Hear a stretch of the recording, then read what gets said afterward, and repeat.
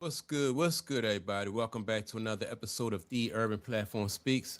Make sure to like and subscribe as you tune into the channel and you check out the content. And with that being said, man, I want to speak on Rich Paul and the way that Rich Paul represents LeBron James, man. You know, when I recently seen Rich Paul do that presentation and with the whiteboard, and I just thought it was funny the way Rich Paul was representing LeBron James, right? And so when you, in my opinion, like when you representing somebody of LeBron James' stature and his importance, you want to represent him like he's worth over like he's worth over $1 billion. So you don't want to come to with representing him on a podcast and then writing some stuff on a flip chart and stuff like that.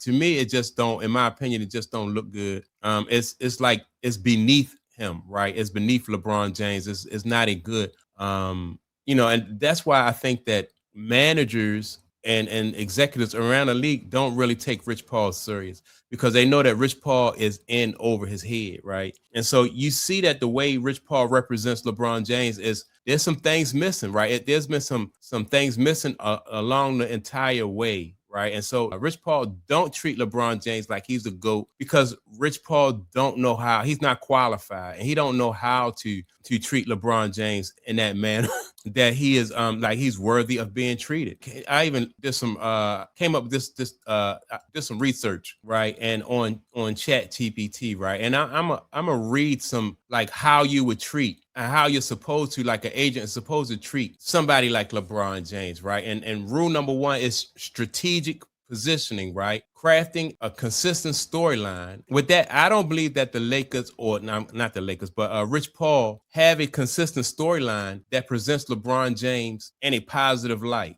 And this has been going on for years, ever since LeBron James fell out of favor with the public, and having to play that bad boy image or take on the image of the villain. Anybody who knows anything about strategy knows that it's very important for LeBron James from day one to protect his image. So if he fall out of favor with the public, then it's his duty and his agents and everybody representing him to repair his image. Just like when Mike's made a statement, as far as like Republicans do buy shoes too, right? When the people wanted Mike to take a stance against something that Republicans did, Mike chose to stay neutral and make that statement. But after that, Mike did things to repair his image and got back in the good graces of the public. Same thing with Kobe Bryant. When Kobe had that incident in Colorado, right? After that, Kobe, he put effort into rebuilding his image because he know how important his image was going to be for him. More importantly, even after he retired. And so I've never seen that with the LeBron James camp. They don't really think they want to control the storyline, but they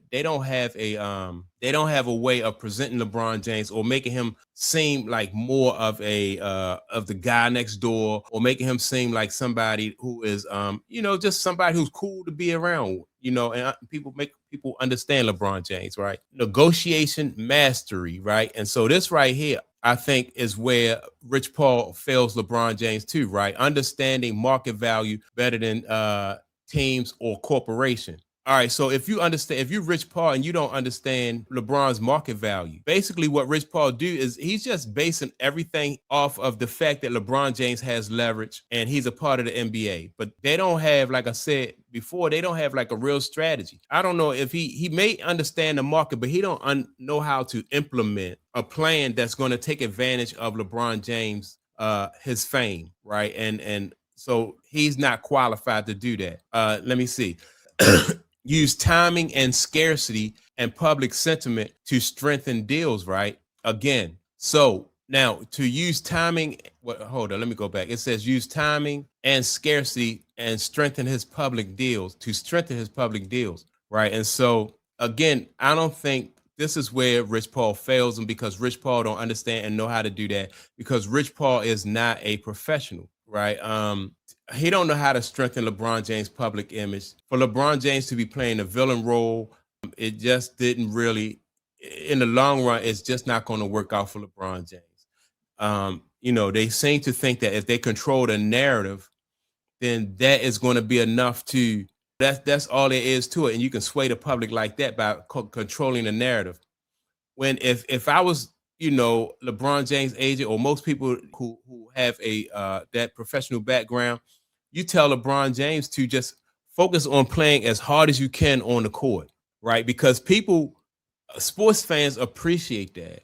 And if you're a player and you giving everything you have on the court, that will endear your fans to you. People will become more fanatic. That's why, like when Kobe Bryant retired, and in his last interview as he walked off the court, the interviewer asked Kobe, they said, well, do you have any regrets? Like, this is your final game. Do you have any regrets? And Kobe said, no, because I know that in my heart, I feel like I left everything on the court.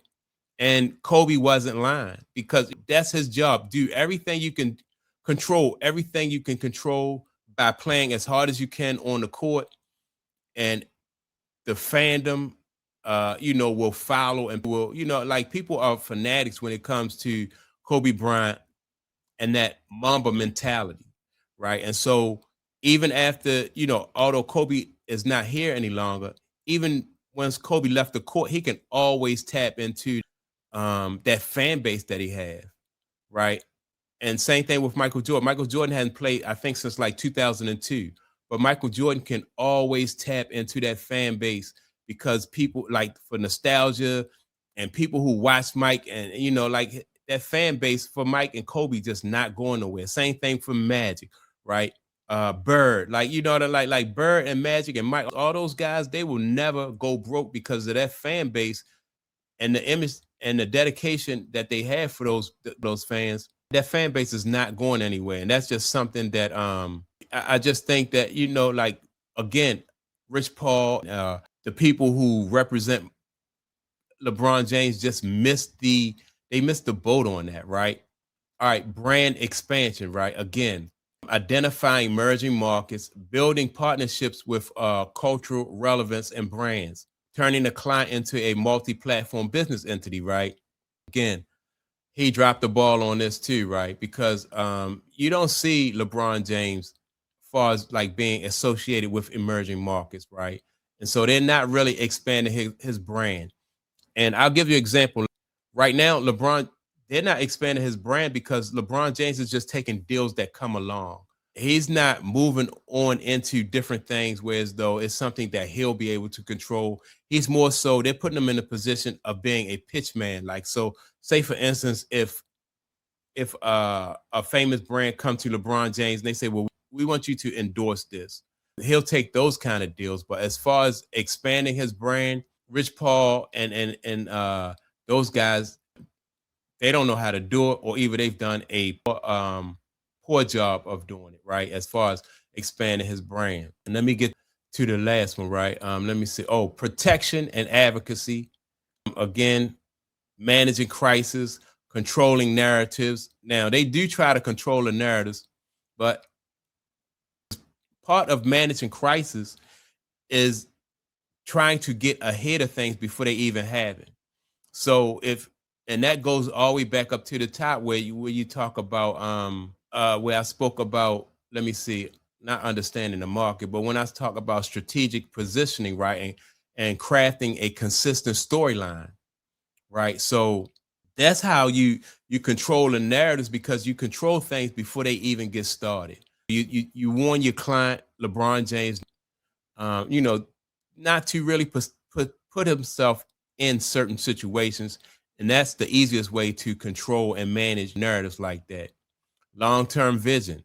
I don't think that Rich Paul, a long-term vision for not only LeBron James, but like a lot of his clients. I just think that their plan is basically to capitalize on the fact that you're an NBA basketball player. You have a certain amount of leverage, and we'll exercise that leverage according to how popular of a basketball player you are, right? But as far as like having a real plan for these guys, I don't. And LeBron James being the main one, I think Rich Paul just really failed his client like that, and so that's why I think that Rich Paul, as an agent, just it was in over his head, and that with each day that LeBron gets closer to retirement, it's just becoming more and more apparent that Rich Paul is not going to be able to do anything to help LeBron James as far as expanding his brand, moving into different business ventures. He won't be able to help that. Basically, Rich Paul is just along for the ride. And it's cool to, if you're LeBron James, or anybody, you want to put your friends and your family in positions where they can be most effective. And I don't think Rich Paul, as a head of Clutch Sports Management, was very effective for LeBron James. And that's why I think that Rich Paul really didn't he didn't really, in my opinion, just treat LeBron James like he was a GOAT. Because if you know that you have the GOAT as the greatest client, I mean, you got, this is the GOAT, the greatest basketball player in the world. He's your client.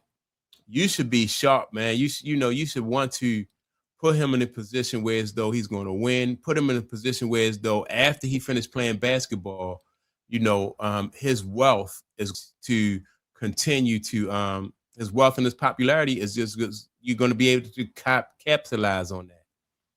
And they won't be able to capitalize on it the way they should be able to capitalize on it, because Rich Paul didn't have a long-term plan. And now, like, this is why it's going to prove out once LeBron James step away from basketball. I think that, when you think about Michael Jordan and Tom Brady, right? They made most of their money from endorsements, right? So the NFL and the NBA was not their biggest paychecks. But LeBron James is the other way around. His biggest paychecks is coming from the NBA. And I think that's part of the reason why LeBron James is trying to extend. And that's part of the reason why LeBron James didn't want to take a pay cut from the Lakers. He wanted that last $50 million that he thought, he was going to try to get. But he, like Michael Jordan got paid at the end. Tom Brady got paid at the end. But they built that.